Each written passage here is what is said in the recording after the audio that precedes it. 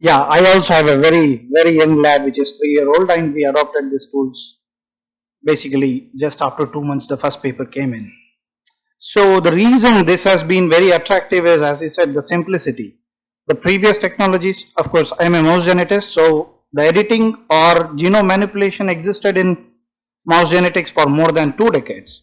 Okay, there you could do it because the homologous recombination frequency in the stem cells is very high, whereas this is not so with any other organisms or any somatic cells.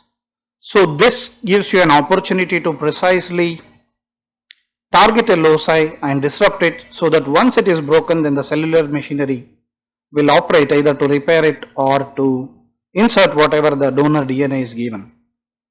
So as I said, the biggest advantage has been the ease. If you look at it, the first paper on the mammalian cells came in 2013 Jan, and by September almost it was used in all laboratory models, okay, including mouse, rat, zebrafish, yeast, Drosophila, you can name it, people could do it. So that's one of the biggest things. Its outreach among all the different model systems or even non-model organisms has been very high. So that made it really popular. The other thing I think that's very important is multiplexing. So in case of most of the previous technologies, you could at a time target one loci max or 2 loci at most. This provides you opportunity to meddle with more than 5, 6, 10 locus at a time in the genome.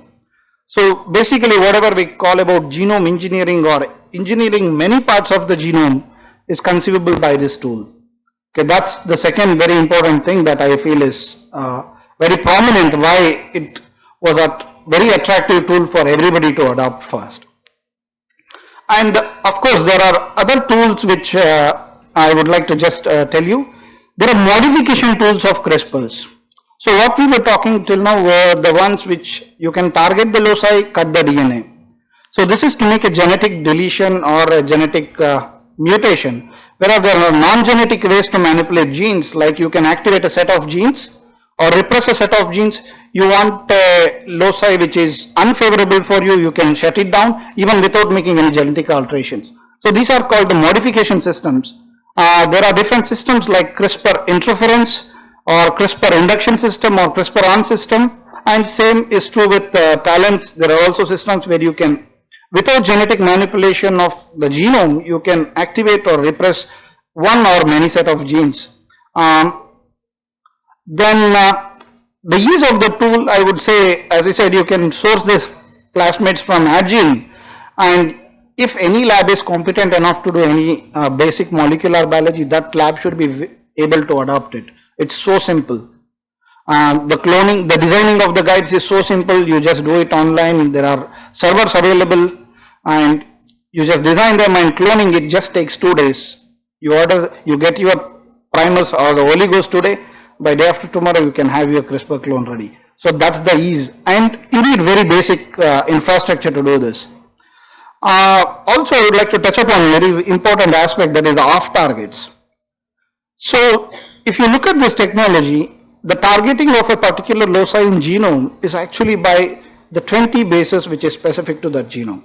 So most of you who do PCRs, you know that when you design a primer with 20 bases of homology, you also get many times non-specific amplifications. This is because your primer binds somewhere else where you didn't intend it to bind, and so you get. So that's also true for the CRISPRs, because you are targeting 20 bases, you are using 20 bases as your reference to target a 3 GB genome in case of mammals. So to overcome this, in the past 3 years, there have been tremendous improvements over the technology. People have been looking for different type of Cas systems. So we are only talking about the Cas9, which is one of the systems. Basically, this sort of systems exist in many of the bacteria, and people have been looking for them, which can actually reduce the off targets. That's one. And also there has been extensive study on the how these guides and Cas9 come together and identify the target. So people have gone into engineering the Cas9 itself. Now you have high fidelity Cas9s which actually reduce the off target effects to that extent, like by 1500 fold, which is humongous.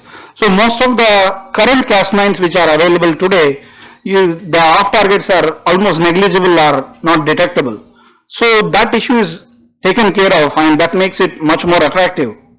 And also one of the limitations was also so every 20 bases of this, whatever is designed, it requires a particular sequence after that called as PAM, which is mostly NGG.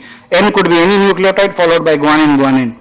But this limits your reach in the genome. There are some organisms where the genome is 80 rich, for example, the Plasmodium. Fine?